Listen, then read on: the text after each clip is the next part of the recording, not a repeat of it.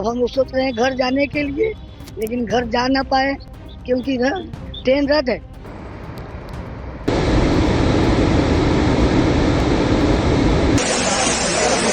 यात्रा बंद कर दिए हैं। हम लोग रात में आए हैं, हम लोग का बैग फंसा हुआ है।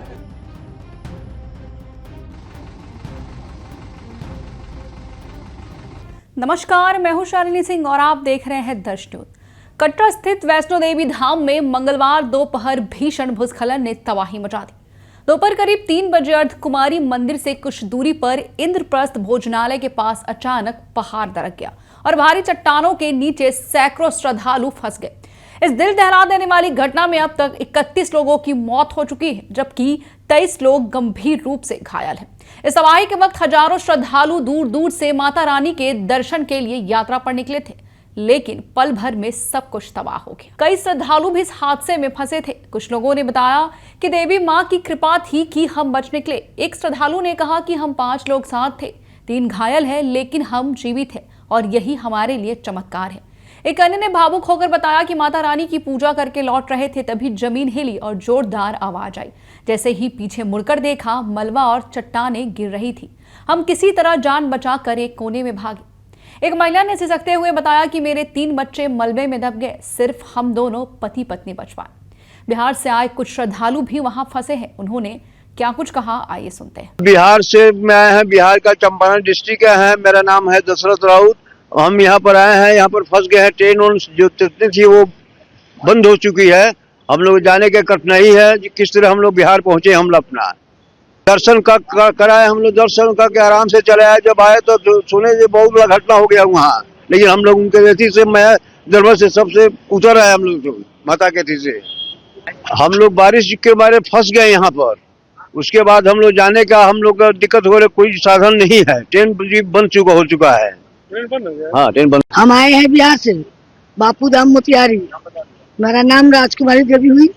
मैं परसों का आया हूँ यहाँ पर। माता रानी से दर्शन हो चुका है। अब हम लोग सोच रहे हैं घर जाने के लिए, लेकिन घर जा ना पाए क्योंकि इधर ट्रेन रद्द है। फिर हम लोग दिक्कत में पड़ गए हैं।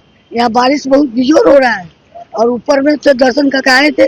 उस समय ऊपर में हादसा बहुत बड़ा हुआ है, इसी से हम लोग डर गए हैं। सोच रहे हैं यहाँ से अपने घर जाए, वहीं पर इंतजार करेंगे ट्रेन के लिए। ठीक है। अभी कहाँ से आ रहे हैं हम तो रात को हम उधर से लड़ करते कि रास्ता जाम हो गया, जाना नहीं है उधर से, तो हम लोग नीचे से आ गए। मतलब ऊपर आधे रास्ते से नीचे आ गए। हम लोग घर जाना है, बे हमारे अंदर फंसा हुआ है। बाणगंगा के पास क्या हुआ? ऊपर पहाड़ धंसने लगा।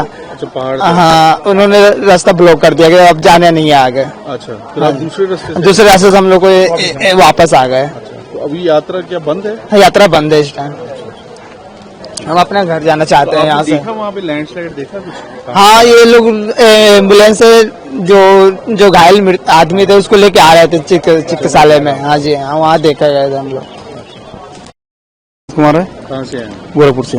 तो क्या हुआ कल आपने जो लैंडस्लाइड आपने देखा?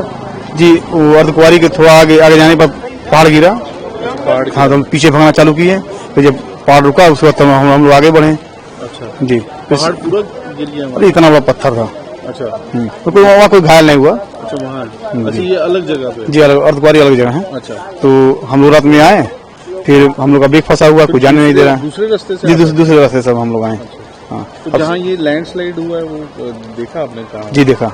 जहाँ लैंडस्लाइड हुआ? नहीं, जहाँ हम देखे हैं वहाँ कोई घायल नहीं हुआ। अच्छा, वहाँ? तो ये दूसरी तरफ हुआ, ये कहाँ पे हुआ लैंडस्लाइड जिसमें घायल हुआ? ये अर्धकुमारी पहले हुआ ये। अच्छा, अर्धकुमारी से पहले? जी।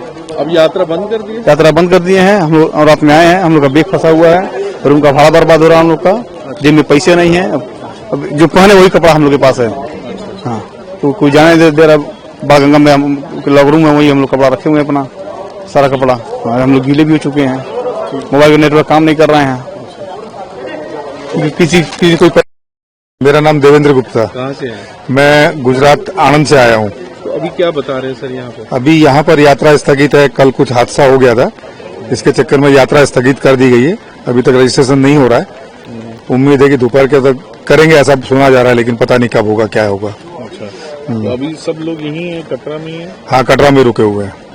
तो आप वेट कर रहे हैं? वेट कर रहे हैं। हमारे पास में कल तक का टाइम है, नहीं तो फिर हम चले जाएंगे कल वापस। और तो कोई रास्ता भी नहीं है अभी। ठीक है सर। क्या देखा आपने वहाँ? हम जब यहाँ से चले थे तो रास्ता में खाली बारिश हो रहा था। जब उधर से दर्शन करके आ रहे थे तो पहाड़ हो गिर रहा था। तो कम से कम 2 आदमी गिर गए थे। उसके बाद हम रास्ता बचाकर आगे आए। आते आते आधे कुंवारी रुक गए। वहाँ से मालूम चला कि रास्ता बंद हो गया, अब नहीं जाने। तब नया रास्ता खुला तो 4 घंटे के बाद तो वो रास्ते से हम कौशल रात में हाली चले। लैंडस्लाइड था? हाँ, और नीचे अधकुआनी से 3 किलोमीटर नीचे। अच्छा। हाँ, तो वहाँ वही ज्यादा, हाँ, पूरा रास्ता बंद हो गया था।